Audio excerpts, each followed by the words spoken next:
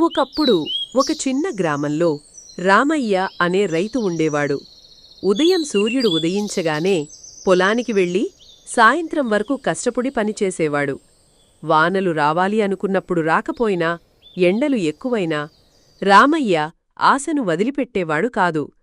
భూమి అమ్మలాంటిది, ఆమెను జాగ్రత్తగా చూసుకుంటే మనకి అన్నమిస్తుంది అని ఆయన ఎప్పుడూ చెప్పేవాడు.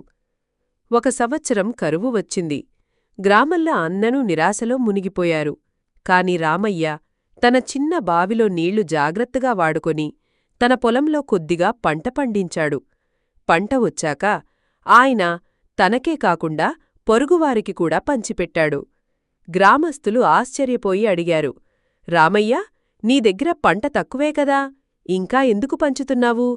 రామయ్య నవ్వుతూ అన్నాడు, పంట ఒక్కరికోసం కాదు, అందరికోసం. రైతు కడుపు నింపుకోవడమే కాదు, ఊరి బతుకును నిలబెట్టడమే ధర్మం. ఆ మాట విన్నవారందరి హృదయాలు కదిలిపోయాయి. ఆ రోజునుంచి రామయ్యను గ్రామమంతా గౌరవంగా అన్నదాత అని పిలవసాగింది.